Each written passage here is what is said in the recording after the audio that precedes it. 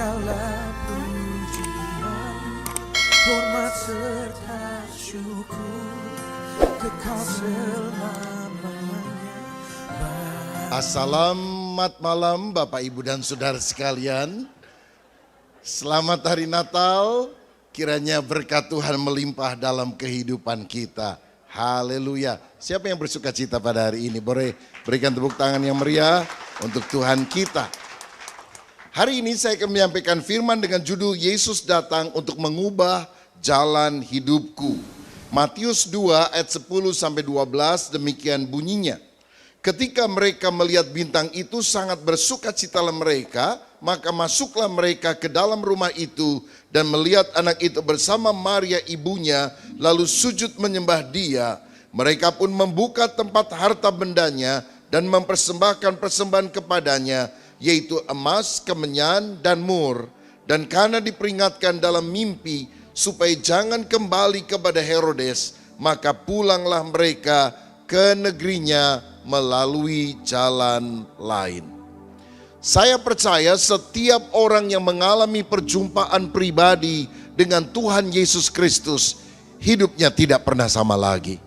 Saulus pernah berjumpa dengan Yesus, berubah menjadi Paulus. Dari penganiaya jemaat yang kejam menjadi rasul yang menanam begitu banyak gereja di mana-mana. Wanita Samaria yang telah 5 kali menikah dan sekarang kumpul kebo dengan suami orang, ketika berjumpa dengan Yesus diubah menjadi seorang pemberita Injil. Seburuk apapun masa lalu kita, kalau kita ketemu sama Tuhan Yesus, ada masa depan yang baik yang Tuhan berikan kepada setiap orang yang percaya. Siapa yang setuju berikan kemuliaan untuk Tuhan Yesus Kristus. Dan itulah yang terjadi dengan orang Majus yang datang berjumpa dengan Herodes, tetapi kembali menempuh jalan yang lain. Saya berdoa agar Natal ini sungguh mengubah kehidupan kita. Hari ini kita akan lihat beberapa keteladanan orang Majus yang menyebabkan Natal ini sungguh berarti. Natal ini merupakan momentum di mana kita mengalami perubahan di dalam Kristus. Yang pertama, saudara-saudara, yang kita harus lakukan meneladani orang Majus adalah menyembah Yesus dengan bersujud. Orang Majus itu berasal dari timur, ada yang menduga dari Arab, ada yang menduga dari Babilonia, tetapi banyak yang berpikir bahwa mereka berasal dari Persia atau Iran sekarang. Mereka adalah orang kaya, orang yang berpangkat, mereka juga terpelajar, penasehat para raja zaman dulu. Tetapi ketika mereka melihat ada bintang di timur dan kemudian mereka mengikutinya, mereka rindu berjumpa dengan Sang Mesias, Sang Raja yang baru dilahirkan.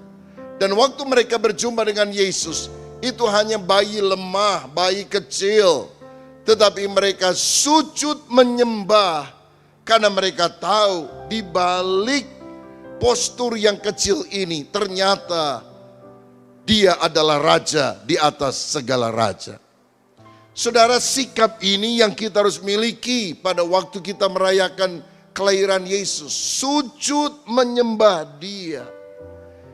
Matius 5 ayat 3 berkata, berbahagialah orang yang miskin di hadapan Allah.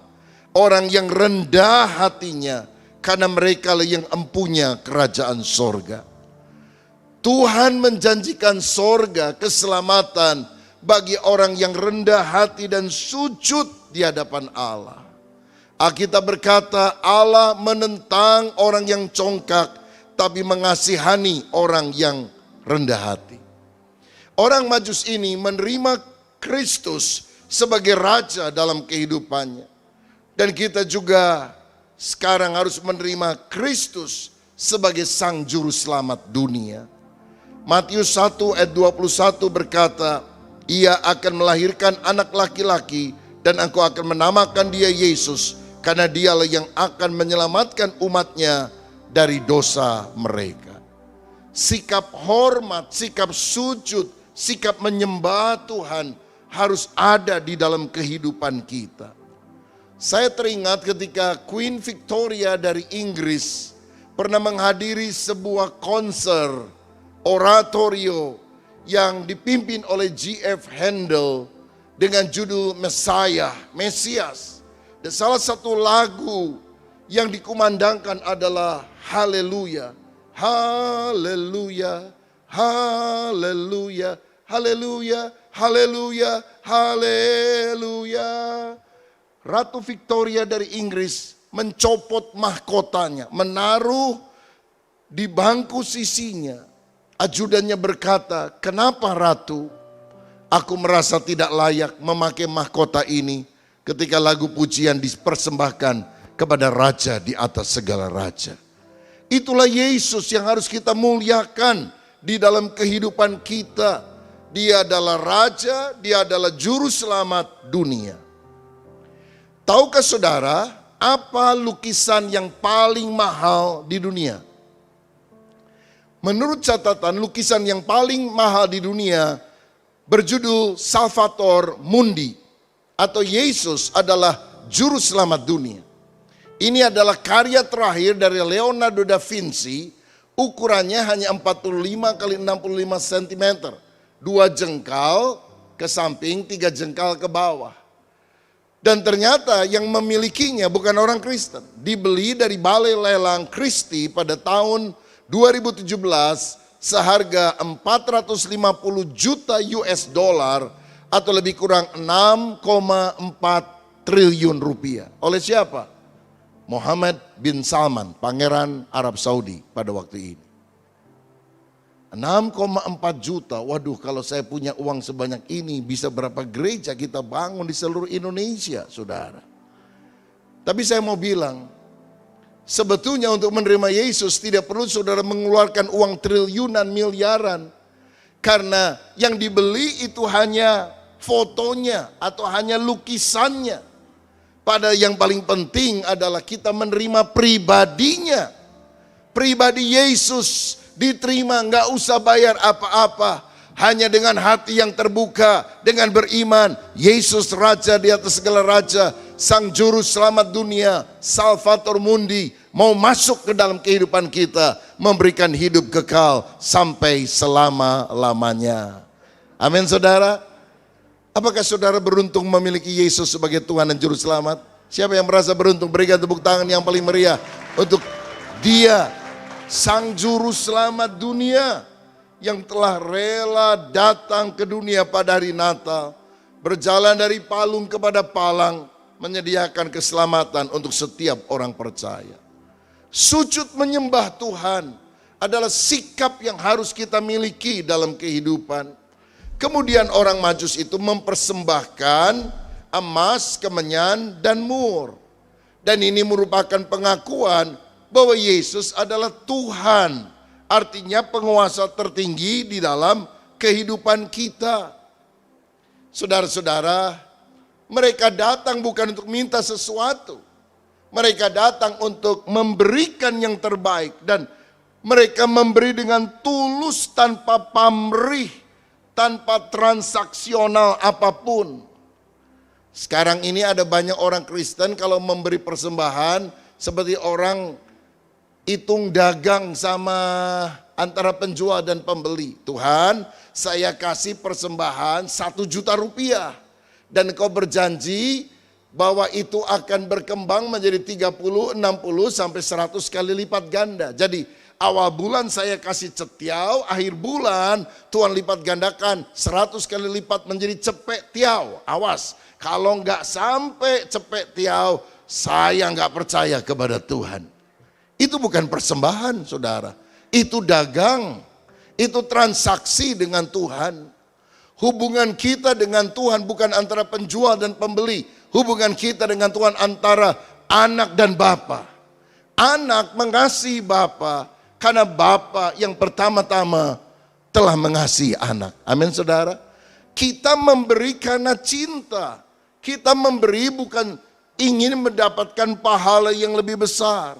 Tapi percayalah, ketika kita taat melakukan bagian kita, menabur dengan sukacita, Bapa tidak akan lupa bagiannya memberikan berkat bagi setiap orang yang percaya. Lakukan bagian kita, nggak usah ngurusin bagian Tuhan. Tuhan tahu apa yang harus dia lakukan. Yang penting kita setia, memberi dengan tulus tanpa pamrih. Karena fokusnya bukan diri secara egois, tetapi fokusnya adalah Kristus. Kadang-kadang ada orang bisa memberi sesuatu kepada gereja, tapi kemudian dia ingin dihargai, merasa berjasa. Saya pernah dengar ada orang waktu sebuah gereja dimulai, dia sumbang bangku-bangkunya, sumbang sound systemnya, sumbang peralatan musiknya. Kan bagus ya. Tapi ketika dia nggak suka sama pendeta itu, dia angkut semua bangkunya, sound systemnya, saudara-saudara, alat musiknya, sampai pendeta bingung. Itu pendeta cerita sama saya, saudara sekalian. Terkutuklah orang yang mengandalkan manusia, diberkatilah orang yang mengandalkan Tuhan. Tapi saudara pikir orang semacam itu adalah orang yang menghormati Tuhan?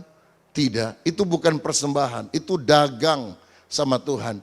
Dan itu adalah sikap seperti Anania, Safira yang tidak akan berkenan kepada Tuhan.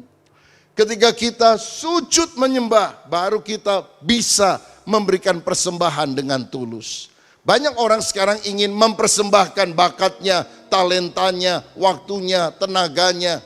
Tetapi dia marah ketika tidak dihargai oleh orang lain. Kenapa demikian? Karena persembahannya tidak dimulai dengan sujud menyembah. Kalau kita sujud menyembah, kita berkata, aku hamba yang tak berguna, aku hanya melakukan apa yang aku harus lakukan. Asal Tuhan dipermuliakan, terpujilah nama Tuhan. Saya tadi siang dan istri baru kembali pelayanan di gereja mitra kita, binaan kita di Jambi, saudara-saudara.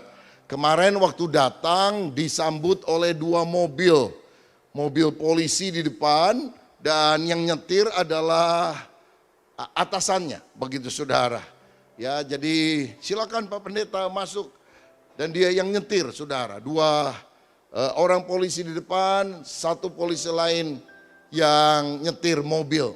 Wah, jadi kemana-mana aman nih, dikawal. Saya tanya di sini aman atau tidak Pak? Ini Mas, kenapa Natalan dikawal sama polisi? Ya aman Pak, cuma hari-hari ini begal mulai muncul lagi ya.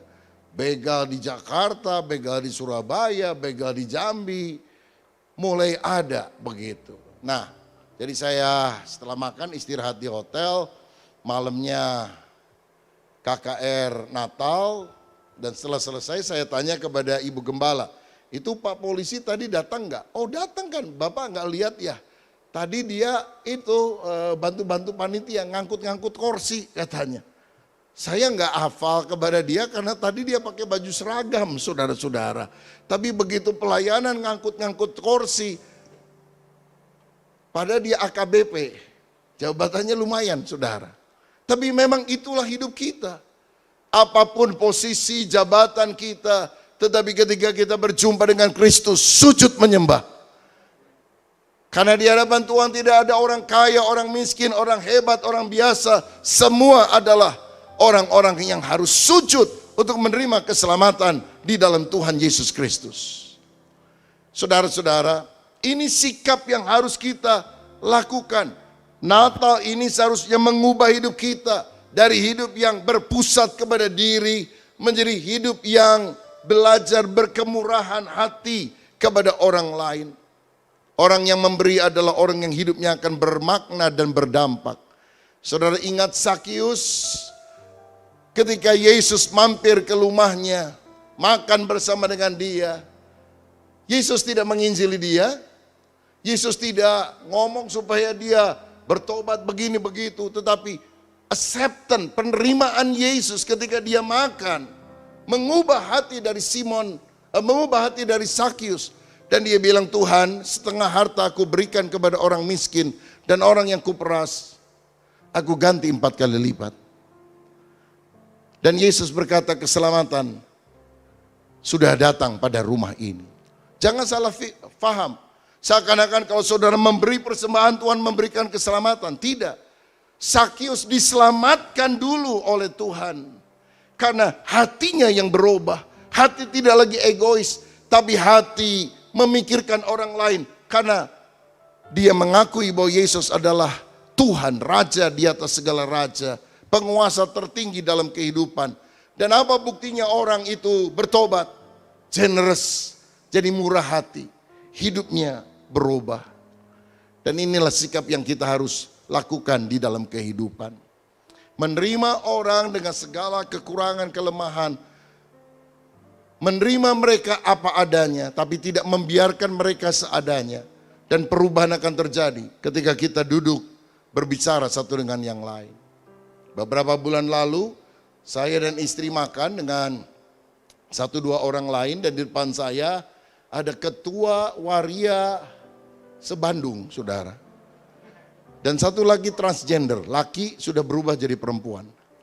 Kita makan sambil ngobrol, dan saya merasa begini, bahwa mereka tanpa dikhotbahin pun merasa ada kekosongan di dalam hatinya.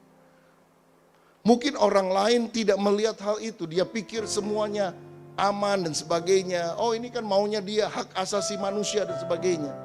Tapi waktu ngobrol, dia ngomong gini, terima kasih Pak Pendeta, saya merasa diterima. Terima kasih. Saya malu kalau ke gereja, saya merasa bahwa saya ini orang berdosa, gak layak. Tapi kok Pak Pendeta dan Ibu mau makan bersama dengan saya.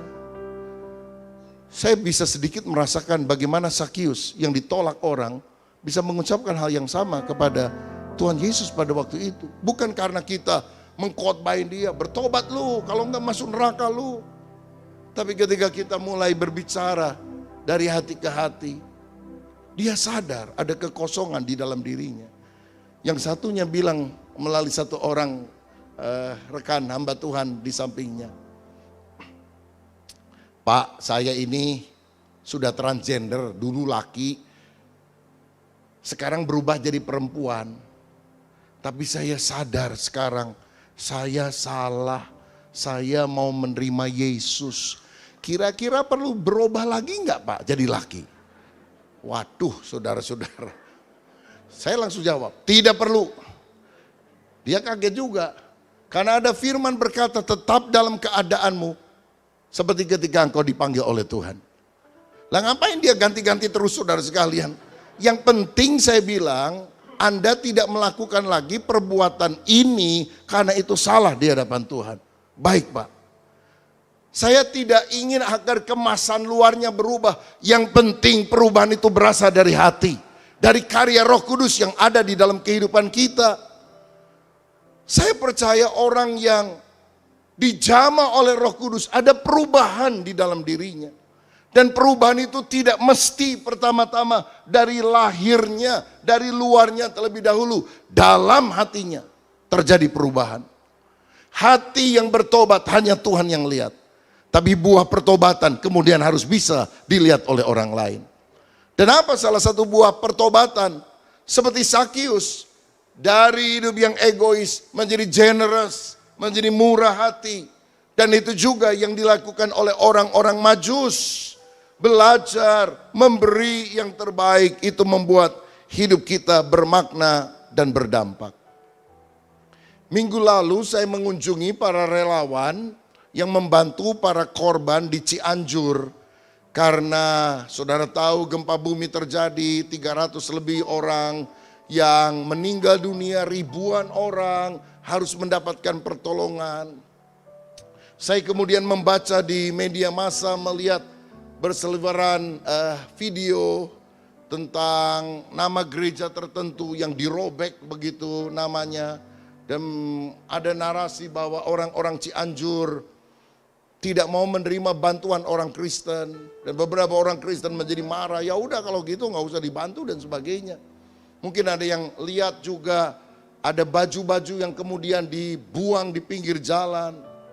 Lalu saya tanya kepada para relawan kita, saudara, gimana duduk persoalannya? Dia bilang, Pak, kami yang ada di lapangan, kami lihat pada umumnya orang-orang di sini memang sangat membutuhkan bantuan dan sangat senang untuk kita membantu. Cuma ketika kita melakukan pendekatan, setidaknya harus melibatkan aparat pemerintahan yang ada dan tokoh agama setempat. Dan dari GBI kita 3 minggu di sana, saudara, berganti-gantian, dokter, perawat dan sebagainya. Kita diterima dengan sangat baik. Lalu saya tanya bagaimana dengan baju yang dibuang. Dia bilang ada orang-orang datang dengan mobil, kebanyakan hanya wisata gempa gitu saudara ya. Jadi kasih barang nih, ada baju dilempar begitu.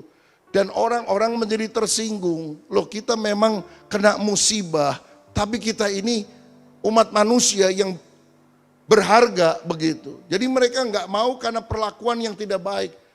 Jadi apa yang Anda lakukan? Kami ambil itu baju-baju, waktu kita buka beberapa robek-robek. Memang tidak manusiawi katanya. Tapi banyak juga yang bagus. Lalu dari tim kita mulai datang ke masyarakat memberi dari tangan ke tangan. Bu, ini ada baju masih bagus, ini buat anak Anda dan sebagainya. Apa ibu mau terima, bapak mau terima, dan mereka terima dengan sukacita. Saudara-saudara, lalu ada yang bilang, gak usah pakai nama gereja dan sebagainya, kan rame. Nah, saya mau bilang, kita kalau GBI turun pakai nama Tagana Raja Wali, Taruna Siaga Bencana Raja Wali. Dan mereka tahu bahwa, orang-orang tahu itu dari gereja. Raja Wali itu pertanda bahwa Taruna Siaga Bencananya Kristen, saudara. Dan kemudian kita pakai logo di posko-posko PDGBI, Persekutuan Dokter GBI. Dan mereka tahu bahwa kita dari gereja. Salah satu poskonya di gereja lagi saudara yang kemarin saya kunjungi. Saya mau bilang begini, bahwa ketika kita menyatakan kemurahan hati dengan cara yang baik, menyalurkan kasih Kristus, menghubungi pihak-pihak yang terkait, semua orang bisa menerima kita. Kehadiran kita harus jadi berkat. Dan saya percaya keteladanan orang Majus ini harus kita lakukan. Ketika kita sujud menyembah dan mempersembahkan yang terbaik, nama Tuhan akan dipermuliakan. Orang-orang di sekitar kita akan diberkati karena mereka melihat kasih Kristus yang nyata di dalam kehidupan kita. Yang kedua, saya lihat bahwa melalui peristiwa Natal ini kita harus meneladani sifat ulet daripada orang Majus. Orang Majus menyembah Yesus dengan bersujud. Orang Majus memiliki sifat ulet. Mengapa saya katakan demikian? Kalau mereka berasal dari Persia, mereka menempuh perjalanan lebih kurang 2.200 kilometer. Mungkin naik unta, saudara, bukan naik pesawat terbang. 2.200 kilometer itu bisa berjalan berminggu-minggu, mungkin berbulan-bulan. Dan pada waktu mereka kembali dari Bethlehem, mereka tidak mau mengikuti jalan yang ditunjuk oleh Herodes. Mereka ambil jalan lain, mungkin jalan yang lebih berputar. Katakan 2.400 kilometer. Jadi kalau jumlahnya bisa 4.600, hampir 5.000 kilometer. Gak main-main loh saudara sekalian. Peristiwa Natal juga menunjukkan perjalanan yang lain. Yusuf dan Maria yang berasal dari Nazaret pergi ke Bethlehem untuk mengikuti sensus kira-kira 154 kilometer.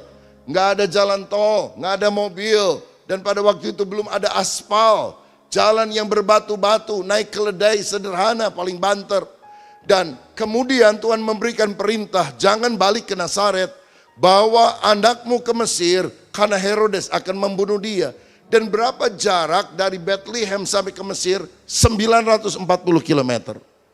Perjalanan yang jauh lewat padang pasir, lewat bahaya yang mengancam, hewan liar, mungkin ada ular yang berbisa, mungkin ada serigala, mungkin ada singa, ada perampok atau penyamun, ada cuaca yang berubah-ubah. Padang pasir, saudara bisa bayangkan, bisa sangat panas, bisa sangat dingin. Tapi mereka menghadapi tantangan dengan ulet. Saya mau katakan, Natal ini seharusnya mengubah paradigma kita. Tidak membuat kita menjadi orang yang ternina bobo seakan-akan kalau hidup bersama dengan Yesus semuanya lancar, aman, tidak ada masalah. Justru bersama dengan Yesus tantangannya seringkali banyak. Tapi percayalah, Tuhan tetap menyertai. Dan Tuhan akan memberikan kemenangan. Presiden kita berkata tahun ini sulit, tahun depan gelap. Resesi terjadi di mana-mana. Tapi saya yakin Orang yang beriman kepada Kristus, terang ilahi akan selalu memancar dalam kehidupan kita. Allah akan membuat pembedaan antara orang yang beribadah dan tidak beribadah kepada Dia. Waktu zaman Abraham ada kelaparan, zaman Ishak ada kelaparan, zaman Elia ada kelaparan. Dari masa ke masa, situasi yang sulit itu terjadi. Tapi Tuhan selalu meluputkan umatnya. Bahkan di padang pasir yang sama sekali tidak ada makanan, tidak ada orang bercocok tanam, tidak ada warung, Tuhan bisa kirim roti dari sorga. Saya percaya penyediaan ilahi selalu akan menyertai saudara. Jangan takut terhadap 2023. Selama Tuhan bersama dengan kita, kita lebih daripada pemenang. Haleluya.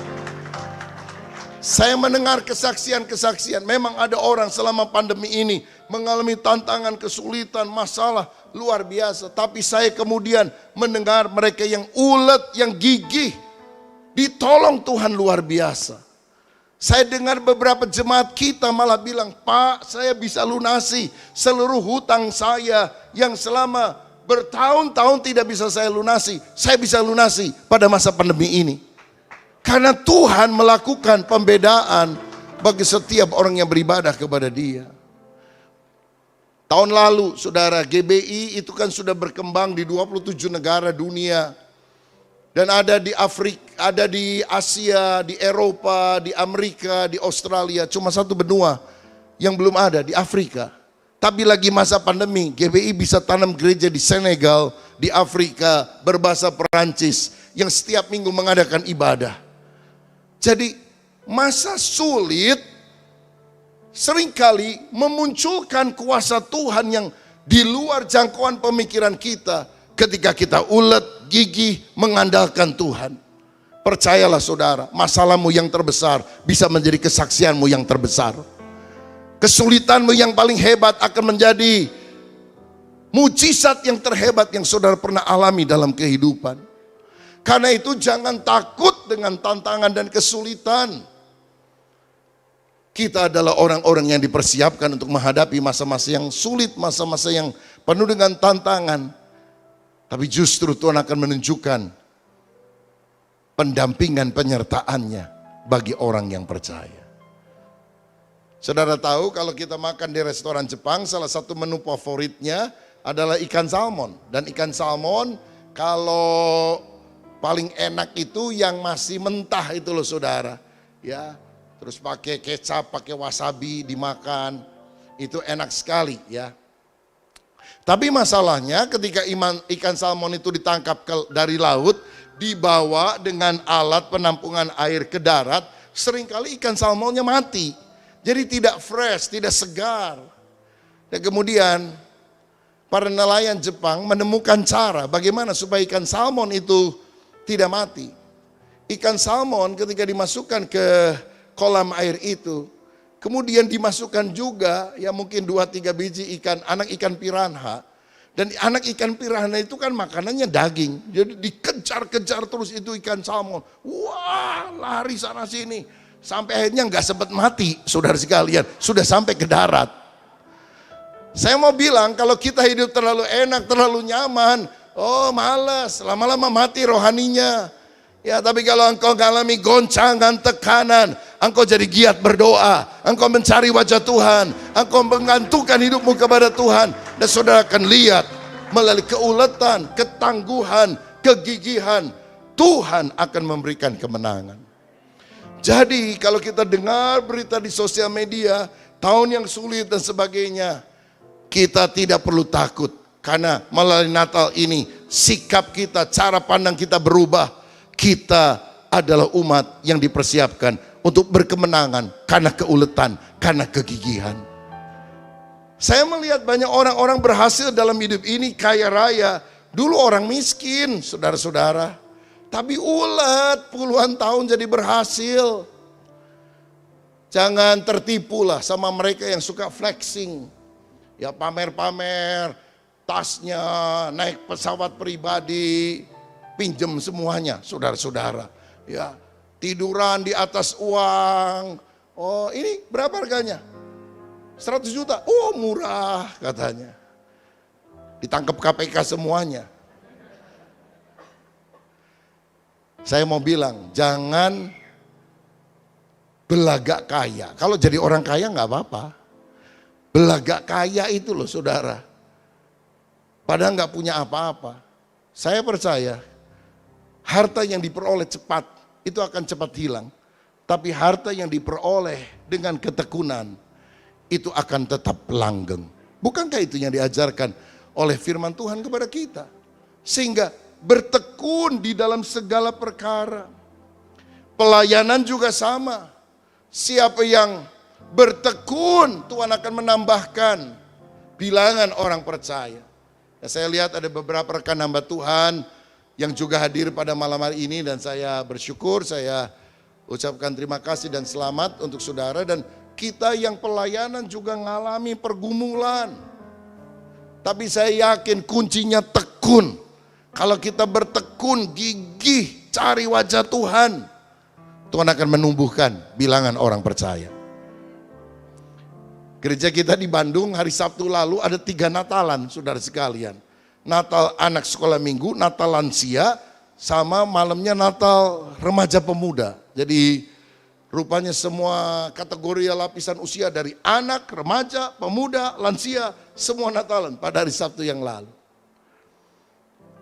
Dan saya tanya, karena saya minggu lalu ada setelah Natalan untuk GBI di Jakarta, saya ke Surabaya, kemudian ke Jambi, dan baru tadi sampai hari ini Kelapa Gading, besok di Harapan Indah, besok lagi ada acara Natal di Bandung, Sabtu Minggu acara Natal juga untuk di Tasikmalaya, baru kemudian ada Natal sampai nanti tanggal 25 begitu ya.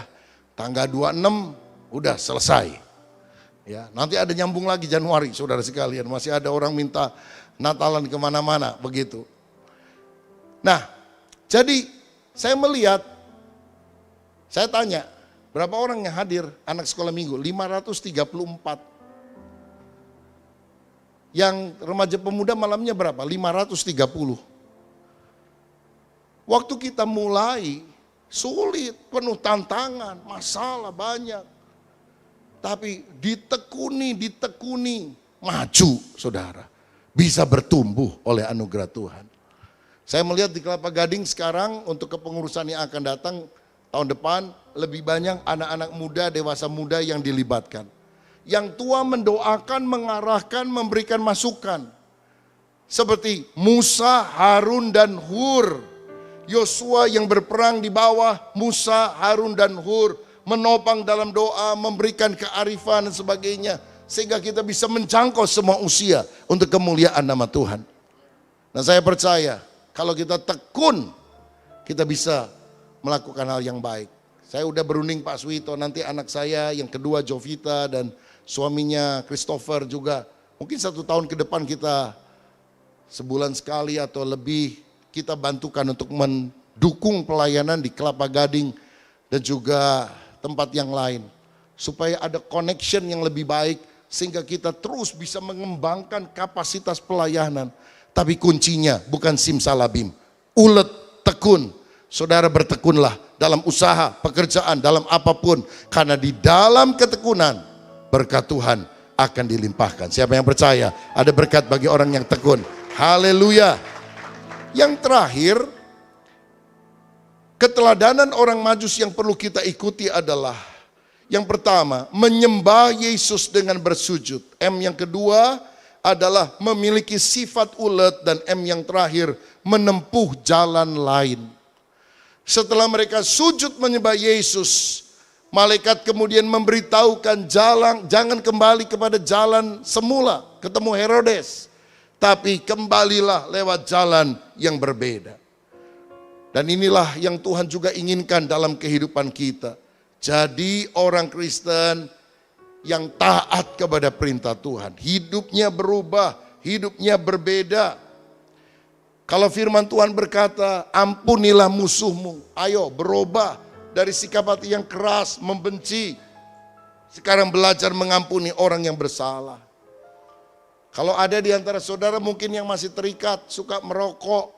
Memang di Alkitab nggak ada tulisan dilarang merokok. Tapi Alkitab berkata, jauhkan dirimu dari pencemaran rohani dan pencemaran jasmani. Saya rasa pencemaran jasmani salah satunya adalah merokok. Maukah saudara sebelum divonis sama dokter, ini cancer nih, paru-parunya bolong karena terlalu lama merokok. Ya, ataukah dari mimbar ini saya ingatkan, ayo tinggalkan kebiasaan buruk. Kalau saudara nggak mau nggak apa-apa, nanti yang ngomongin bukan pendeta, dokter gitu ya. Tinggal pilih mana begitu ya. Saudara mau dibentuk atau dibentak, kan pilihan ada di tangan kita, saudara sekalian. Bukan saya yang bentak, nanti dokter yang bentak begitu saudara. Ya. Nah, bagaimana kalau kemudian kita mendengar firman yang lain, berilah dirimu dibaptis. Ya Tuhan, aku mau melayani, aku mau dibaptis. Layani Tuhan, ya Tuhan, aku mau. Bawa persembahan persepuluhan, ya Tuhan, aku mau belajar taat kepada perintah-Mu. Apapun yang Tuhan perintahkan, mari kita tidak mengikuti saran Herodes, tapi ikuti firman Tuhan dengan taat. Saya percaya 1 ons ketaatan lebih penting dari 1 ton pengetahuan firman tanpa kita mau melakukan di dalam kehidupan kita. Di STT Karisma yang saya dirikan di Bandung sekarang, kadang-kadang mahasiswa suka tanya aneh-aneh kalau saya lagi ngajar, saudara sekalian. Ada yang tanya, Pak, kalau Adam itu ada pusernya atau tidak? Kenapa kamu nanya gitu? Kan semuanya lahir dari orang tua kecuali Adam dan Hawa. Ada pusar atau tidak? Saya bilang pertanyaan tidak penting. Tidak mempengaruhi keselamatan, ada pusar atau tidak, begitu ya. Ada yang tanya lagi, Pak, siapa istrinya Kain? Saya bilang, Alkitab tidak sebut, tapi mungkin itu adalah saudaranya, karena zaman dulu incest belum dilarang, hubungan saudara belum dilarang. Tapi mana ayatnya? Mana buktinya? Coba carikan ayatnya Pak. Oh memang gak ada ayatnya, ini ranah penafsiran. Tapi kalau kamu mau ayat firman dengan jelas berkata, urus istrimu sendiri, jangan urus istri orang lain ya. Ngapain ngurus-ngurus istri Kain, saudara sekalian. Tapi ada seorang penulis Amerika yang bernama Mark Twain yang pernah berkata, yang menyulitkan saya sebetulnya bukan ayat sulit dalam Alkitab, tapi ayat yang mudah dipahami. Kalau saya temukan ayat sulit dalam Alkitab, ya udah saya nggak ngerti, saya belum jalankan. Tapi gara-gara ayat yang gampang dipahami, jangan mencuri, jangan membunuh, jangan berzina, nggak usah penafsiran, semua orang juga ngerti. Itu yang sulit, karena gampang memahaminya, sulit melaksanakannya. Tapi saya yakin orang yang sungguh-sungguh menerima Kristus pada hari Natal dan sujud menyembah Dia, dari waktu ke waktu akan menempuh jalan hidup yang berbeda. Jangan menoleh ke belakang seperti istri Lot. Jangan ingat-ingat masa yang lalu. Kejar panggilan sorgawi yang ada di depan kita. Saudara tahu kijang itu adalah binatang yang larinya sangat cepat. Tapi seringkali ketika kijang itu lari, karena dia dikejar oleh singa. Sebetulnya speed larinya kijang lebih kencang dari speed larinya singa. Tapi seringkali singa bisa menangkap dan memakan kijang tersebut. Saudara tahu kenapa? Karena kijang kalau lari suka toleh ke belakang, saudara. Suka toleh begitu ya. Dan waktu dia noleh, tanpa sadar dia kan akan memperlambat irama larinya. Dan itu yang menyebabkan singa bisa menerkam dia. Orang Kristen jangan toleh-toleh terhadap perkara-perkara duniawi. Ketika Petrus fokusnya Kristus, dia jalan di atas air. Terlalu banyak toleh-toleh, tenggelam dia, saudara sekalian. Saudara lagi nikmati makanan bersama dengan keluarga di akhir tahun, buka-buka Facebook, buka-buka Instagram. Teman kita sama keluarganya lagi makan di restoran di Bali. Aduh, kenapa saya ada di sini, nggak ada di Bali ya? Buka yang lain, noleh lagi yang lain. Yang lain ada di Singapura. Yang lain ada di Amerika. Mulai iri. Padahal tadi saudara nikmati itu berkat di rumahmu, kumpul sama keluarga. Jangan suka tolah-toleh, saudara-saudara ya. Kalau saudara suka iri sama orang lain, matiin tuh Facebook, matiin tuh Instagram. Biar hati kita terarah kepada Tuhan, mensyukuri berkat dan anugerah Tuhan di dalam kehidupan kita. Dulu sebelum kita ketemu Yesus, hidup kita seperti ini. Tapi sekarang before and after harus berbeda. Ada satu orang ketemu temannya berpapasan di mall, sudah puluhan tahun gak ketemu, ini teman SMA-nya. Apa kabar? Aduh lama banget kita gak ketemu, ada 20-30 tahun mungkin ya. Oh iya, gimana kabar kamu? Oh kabar baik, puji Tuhan.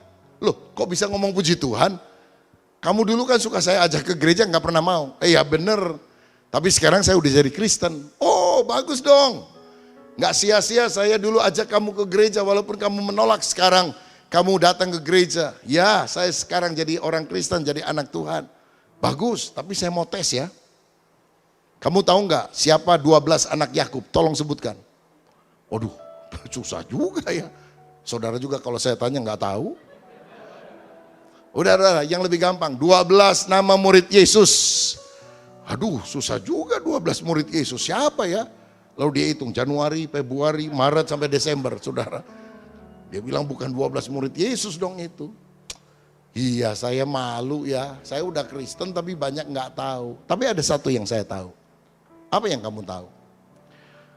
Dulu sebelum saya jadi Kristen, saya ini penjudi dan pemabuk. Kalau saya pulang ke rumah, istri dan anak-anak saya takut. Karena kerjanya saya maki-maki mereka, saya banting piring, saya suka pukul mereka bahkan. Tapi setelah saya jadi orang Kristen, saya tinggalkan judi, saya tinggalkan mabok-mabok. Uang yang ada ku berikan kepada istri. Dan anak-anakku senang ketika saya pulang ke rumah. Karena saya tidak suka mabok, saya tidak suka marah-marah lagi. Saya suka ngobrol dengan mereka dan saya bikin mesbah doa keluarga. Di mana kita bisa memuji Tuhan bersama. Saya memang tidak terlalu tahu banyak ayat Alkitab teman. Tapi ini yang saya tahu, Tuhan Yesus telah merubah hidupku menjadi baru. Saya percaya itulah perubahan sejati yang kita bisa alami di dalam Kristus.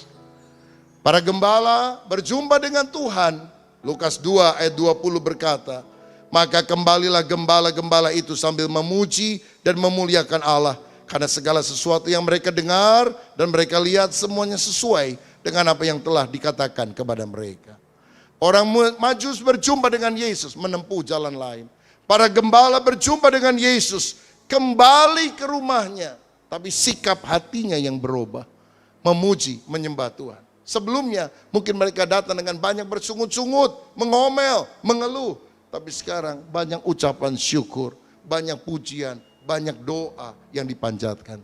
Siapa yang hari ini mau berkata, Tuhan saya mau diubah. Karena saya mau sungguh-sungguh mengalami Kristus dalam kehidupan. Saudara mau diubah oleh kuasa Tuhan? Menyembahlah Tuhan dengan sikap sujud. Miliki keuletan, yakin sebesar apapun tantangannya Tuhan tidak pernah meninggalkan saudara. Dan itu menjadi modal yang ampuh ketika kita memasuki tahun 2023 yang penuh dengan tantangan. Dan yang ketiga, kita harus menempuh jalan lain, hidup berbeda. Karena Kristus ada dalam hidup kita. Manusia lama menyingkir, manusia baru muncul dalam hidup kita. Dan kalau kita sungguh mau mengalami perubahan di dalam Kristus, berdoalah. Tuhan yang lahir pada hari Natal, hadir pada malam ini.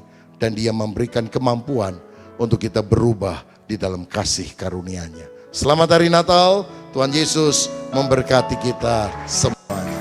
Amin. Mari kita berdiri bersama-sama.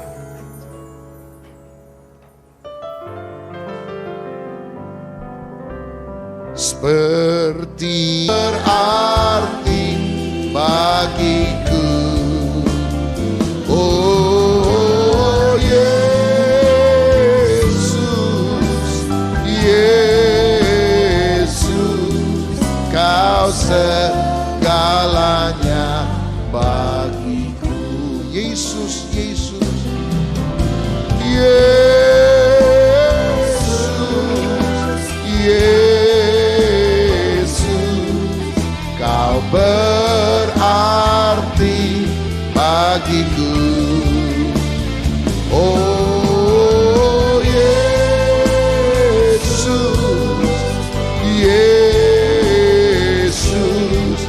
Kau segalanya bagiku.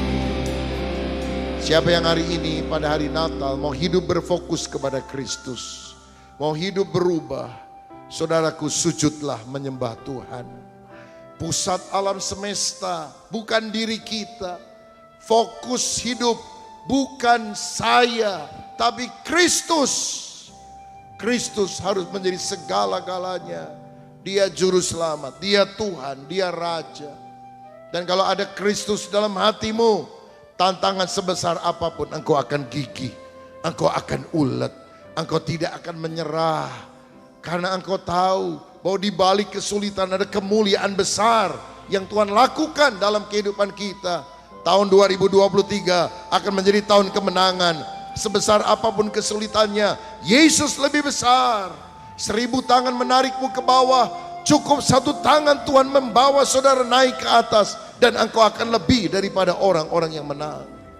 Dan biarlah kita mau dijamah oleh kehadiran Kristus, sehingga kita menempuh jalan lain. Hidup berubah, sifatnya berubah, karakter yang buruk disingkirkan, dirubah menjadi karakter yang baik. Siapa yang mau memanggil nama Yesus untuk merubah hidup kita, untuk hadir dalam diri kita dan menjadikan kita ciptaan baru yang terus mengenakan manusia baru dalam Kristus. Mari angkat tanganmu dan katakan, Yesus,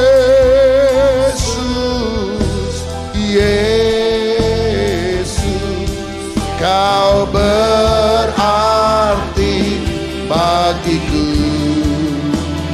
Oh Yesus, Yesus, Kau segalanya. Mari serukan lebih keras, Yesus, panggil namanya. Yesus,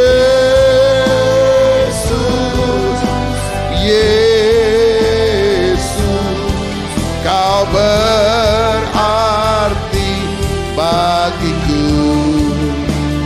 Oh Yesus, Yesus, Kau segalanya, Kau segalanya, Kau segalanya. Sekali lagi, mari sembah Dia. Kau segalanya bagiku. Sembah Dia. Haleluya.